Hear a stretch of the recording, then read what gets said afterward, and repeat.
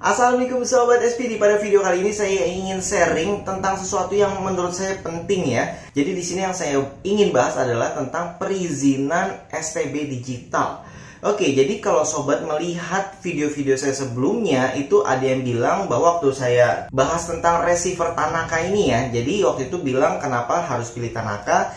Itu saya dibilang kalau saya punya jabatan di Tanaka lah. Jadi yang nulis di kolom komentar itu lucu-lucu kalau saya baca. Mereka bilang saya adalah pejabat di Tanaka, terus saya punya jabatan apa di Tanaka. Jadi sebenarnya enggak ya.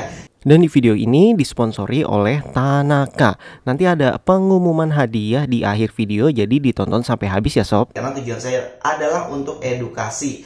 Jadi betapa pentingnya sobat membeli produk yang ada SNI-nya, yang ada postelnya. Karena SNI ini adalah bentuk dari usaha pemerintah untuk melindungi konsumen, termasuk postel. Jadi kalau sobat mungkin beli dari luar negeri nih, beli dari entah itu Shopee, entah itu Lazada yang bisa beli dari Cina secara langsung, mungkin harganya memang murah ya, 100 ribuan gitu ya, nggak nyampe 200 ribu. Tapi bahayanya sobat, pertama ya, bisa ketipu. Ternyata yang datang cuma remote-nya. Itu SPD pernah ketipu juga ya, sudah saya posting videonya. Jadi kalau dari pembeliannya itu tidak ada tulisan remote. Karena memang satu set, jadi penjabaran satu set. Tapi modusnya dia setelah produk dikirim, produk mereka hapus. Dan yang tertipu bukan cuma SPD, tapi banyak teman-teman kita yang bahkan belinya lebih banyak. Kalau saya hanya tes satu produk aja. Terus kemudian memang ada yang benar dikirim ya, itu yang beruntung lah ya, menurut saya itu benar-benar dikirim. Tapi ya tetap ada resikonya sob. Resikonya adalah misalkan sobat beli dari sana satu piece gitu ya, kemudian remote-nya rusak. Jadi STB-nya mungkin hanya jadi ganjelan pintu aja ya, walaupun harganya murah, tapi di saat ada spare part yang rusak, ya udah, kalau nggak bisa benerin sendiri ya udah paling jadi ganjilan pintu aja gitu. Terus kenapa di samping sini saya hanya menampilkan set top box Tanaka T2 digital aja? Kenapa yang lain nggak ada? Karena memang ya stoknya saat ini adanya ini aja. Jadi di sini saya ingin memberikan panduan juga nih buat sobat mengecek produknya apakah sudah ada izin edarnya, sudah ada izin untuk penggunaannya. Jadi di sini langsung aja yuk kita praktek. Sobat bisa lihat di samping sini ya, nanti saya kasih rekaman layarnya. Jadi di sini kita cek kalau Tanaka itu ada tulisannya postel di sini, ini bisa diketik manual atau di scan. Kalau saya pilih di scan aja supaya lebih simple ya. Jadi langsung aja nih saya pilih foto. Jadi kan kalau HP sekarang itu di foto itu bisa muncul barcode ya. Jadi sobat bisa lihat di sini, saya scan dulu. Oke, ini udah muncul, langsung kita buka situsnya.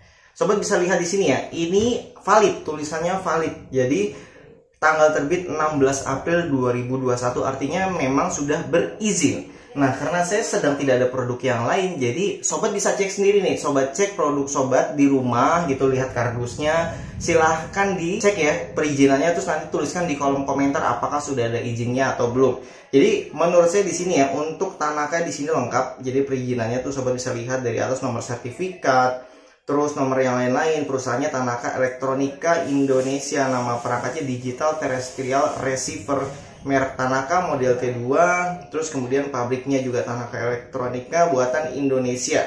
Terus ada referensi permen Kominfo nomor 4 dan nomor 3. Jadi sobat bisa lihat sendiri di samping layar. Nah, bagaimana dengan receiver sobat? Apakah sudah SNI atau izin postelnya sudah ada apa belum? Tapi kalau bagi sobat yang mungkin untuk konsumsi pribadi ya, kayak misalkan kita beli barang di Cina ngetes ya untuk tes produk. Kadang saya juga gitu ya, hanya untuk review produk dan nggak dipakai. Biasanya hanya sekedar buat review aja, kualitasnya bagaimana. Tapi di sini mungkin banyak juga ya teknisi yang mungkin baru gitu kayak saya ya. Jadi melihat harga di Shopee atau di Bukalapak atau di Alibaba Express tuh langsung dari luar negeri, kita order dalam jumlah mungkin ya sedikit ya, 4 gitu ya. Karena kan kalau misal banyak ongkosnya biasanya lebih mahal. Jadi kalau misalkan 1 sampai 4 biasanya itu ada yang gratis ya.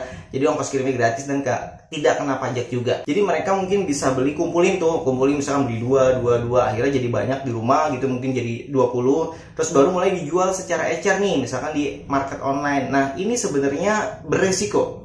Jadi yang bagi sobat yang belum tahu, mungkin beli STB dari yang Rusia gitu ya, misalnya dari Cina, dari negara apapun, itu beresiko. Beresikonya banyak ya. Jadi yang pertama, service centernya nggak ada.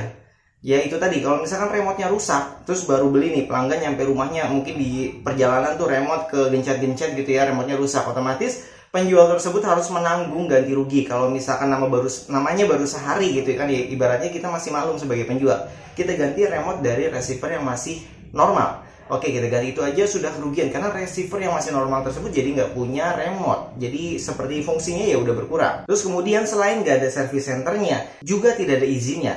Dimana kalau lagi sial, namanya lagi sial, misalkan ada yang laporin, ada persaingan bisnis atau apapun itu, bisa aja dirazia dan barangnya disita karena memang tidak ada izin edarnya, jadi tidak ada nomor postelnya, tidak ada SNI-nya. Kalau untuk konsumsi pribadi nggak apa-apa, tapi kalau belinya dalam jumlah banyak untuk diedarkan kembali ya ini menurut saya berbahaya, beresiko ya. Lebih baik sobat hindari. Jadi nggak apa-apa, mendingan beli yang bermerek dan resmi sekalian.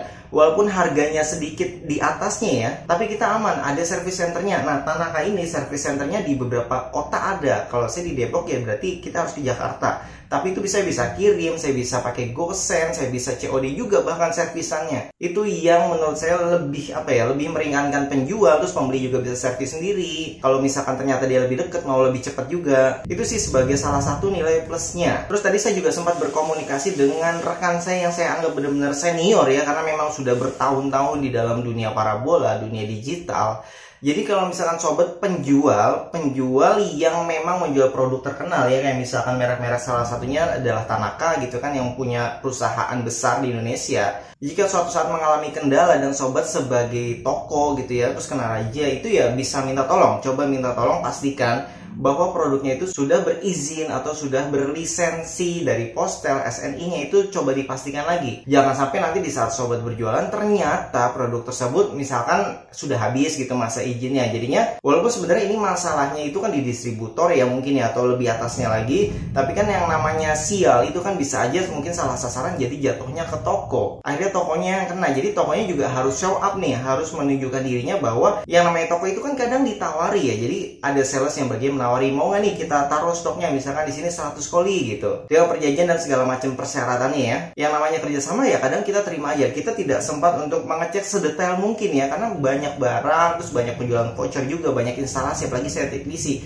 sambil masang juga. Jadi ya kadang barang datang ya kita terima aja. Dan di sini bahayanya. Jadi mulai sekarang coba dicek lebih detail lagi apakah produknya sudah berizin, SNI, postel dan segala macam.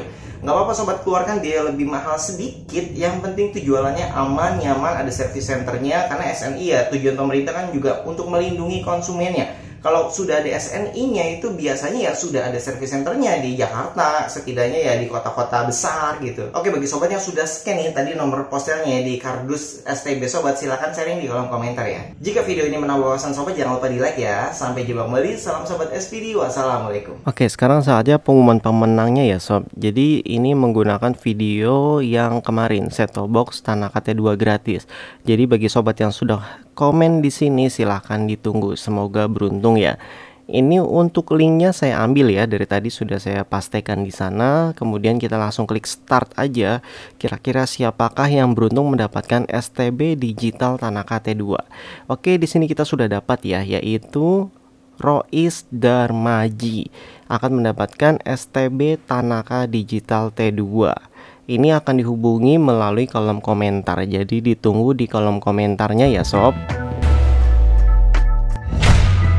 Terima kasih telah menonton video ini. Dukung kami dengan cara subscribe, like, dan komen ya sob, agar channel satelit Parabol Depok ini tetap eksis di YouTube. Terima kasih.